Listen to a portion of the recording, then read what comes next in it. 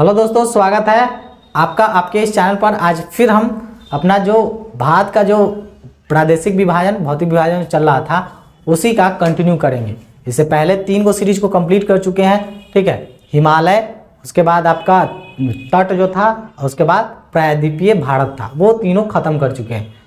अब हमसे चलेंगे मरुस्थलीय क्षेत्र में। इसमें दो क्षेत्रों को देखेंगे। एक क्षेत्र देखेंगे कि भारत में जो मरुस्थलीय क्षेत्र है वो कहाँ कहाँ है और उसकी खासियत क्या है। उसके बाद तटीय मैदान को हम सब देखेंगे। अब देखिए, भारत के मरुस्थलीय क्षेत्रों को हम सब देखते हैं। कहाँ कहाँ मरुस्थलीय क्षेत्र, जैसे भारत है तो भारत में आपका ये राज्य है आपका राजस्थान। पता है आपको क्या है? राजस्थान, ठीक है। राजस्थान में हम आपको एक पर्वत बताए थे शुरू में, यहाँ पर, जिसका नाम था अरावली। इसकी एक चोटी थी। इस पर्वत का नाम क्या था? पहाड़ का अरावली, ठीक है। इसकी ऊंची चोटी थी क्या? धूपगढ़ बोला, गुरु शिखर। इसकी ऊंचाई 1722 मीटर।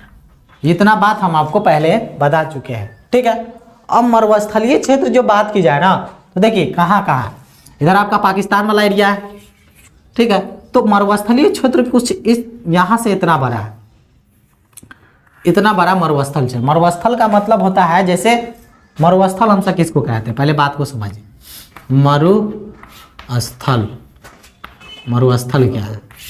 देखिए, मरुस्थल की बात की जाए तो मरुस्थल का एक सिंपल सा उदाहरण, जैसे आपको लगता होगा कि बालू वाला क्षेत्र है ना, इसको कहते हैं मरुस्थल। नहीं, जरूर नहीं। देखिए, मरुस्थल का मतलब हुआ कि जहां पर वर्षा 25 सेंटीमीटर से कम वर्षा होता है ना, 25 सेंटीमीटर से कम वर्षा,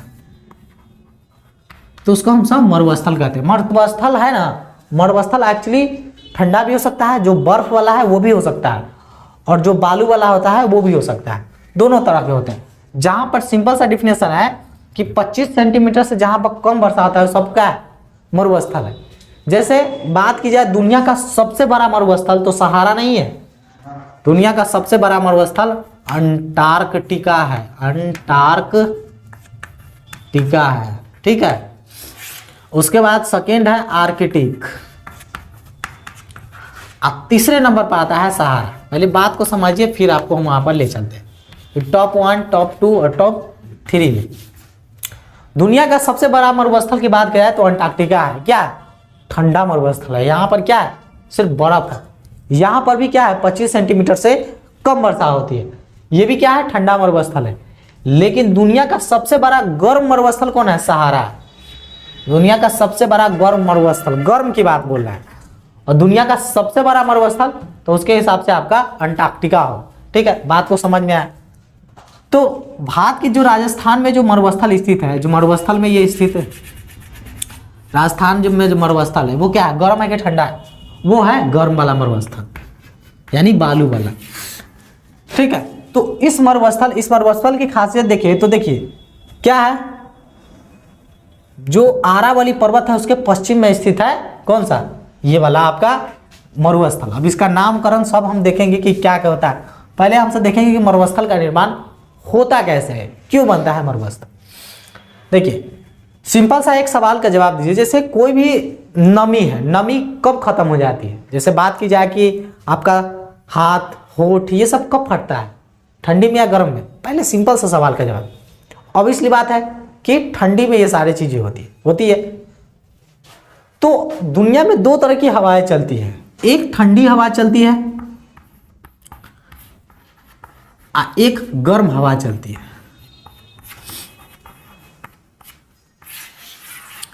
गर्म हवा की वजह से क्या होता है? वर्षा होता है। ठंडी हवा की वजह से मरुस्थल बनते हैं। यही वजह है। खैर और भी वजह है इसकी, जिंदगी मेनली तौर पर ये देखिए। तो क्या है कि गर्म हवा यहाँ से भारत का मानसून जो प्रवेश करता है केरला से, वो तो इधर की तरफ निकल जाता है, यहाँ से यहाँ पे इसके ऊपर होते हुए निकल जाता है। लेकिन इसका क्षेत्र इस तरह से है ना कि ठंडी हवा यहाँ से उठती है, यहाँ से टकरा कर फिर वापस लौट जाती है, यानी गर्म हवा के संपर्क में कभी आती नहीं है, क्योंकि अरावली आने देता नहीं है।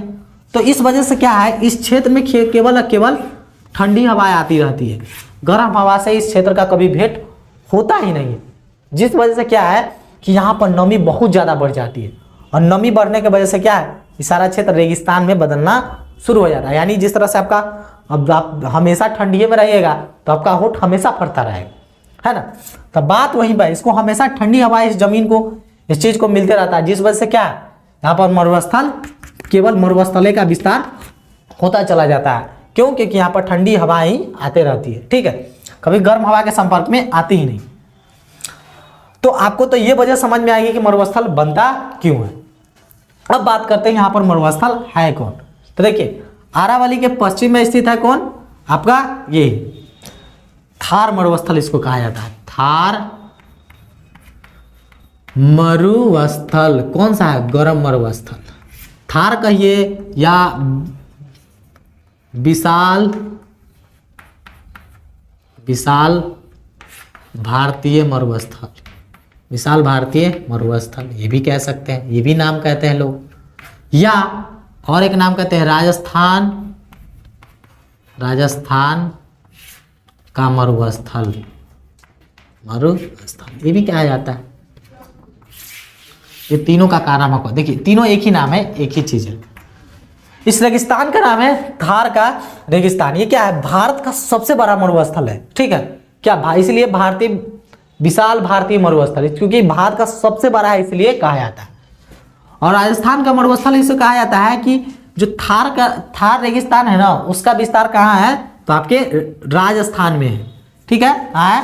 राजस्थान राज्यों में। तो इसका कुछ हिस्सा पाकिस्तान में भी थार का मरुस्थल है, और कुछ हिस्सा यहाँ पर भी है, ठीक है। इतना बात आपको समझ में आया। तो भारत का सबसे बड़ा मरुस्थल कौन है? तो थार का मरुस्थल है। अब यहाँ पर थोड़ा सा बात ध्यान पर देखिए, इससे पहले गुरु शिखर से बारे में हम दो नदियाँ गुजारे थे, एक माही नदी, एक लूनी नदी। आपने उस वीडियो को देखा है तो जरूर देख लिए, लूनी नदी और माही नदी। माही नदी की खासियत, माही नदी तो आके यहाँ पर कच्छ के रण में विलुप्त हो जाती है, मतलब अपना जल गिरा देती है। लेकिन लूनी नदी क्या होती है? लूनी नदी आती है, ये मरुस्थल, इसका विस्तार थोड़ा सा आगे यहाँ तक है, तो यहाँ के आने के बाद कच्छ के रण में यहाँ पर विलुप्त हो जाती है। तो थार का ही मरुस्थल है, यहाँ तक विस्तृत है, ठीक है। तो थार का मरुस्थल है कहाँ? तो आपका राजस्थान में है, ठीक है। तो क्या होता है, लूनी नदी आती है और इसी में अपना जल विसर्जित कर देती है, यानी कहीं अपना पानी, लूनी नदी है वो अपना पानी किसी जल में गिराती नहीं है, ये जमीने के अंदर आती है, आई मरुस्थल में गायब हो जाती है, दलदल बना देती है, ठीक है। तो इसकी लूनी नदी की खासियत क्या है कि भारत में अंतःस्थलीय नदी अंतःस्थलीय सबसे बड़ी नदी कौन सा है? तो वो आपकी लूनी नदी। ये इतनी बड़ी मतलब ये वो नदी है जो निकलती है, लेकिन अपना जो पानी है किसी दूसरे पानी में विसर्जित नहीं करती है, जमीन में ही गायब हो जाती है। तो इस प्रकार की नदियों में इस सबसे बड़ी नदी है भारत की। तो अंतःस्थलीय नदी सबसे बड़ी भारत की कौन सी है? तो आपकी लूनी नदी है, ठीक है। इसकी खासियत आपको समझ में आ गया होगा।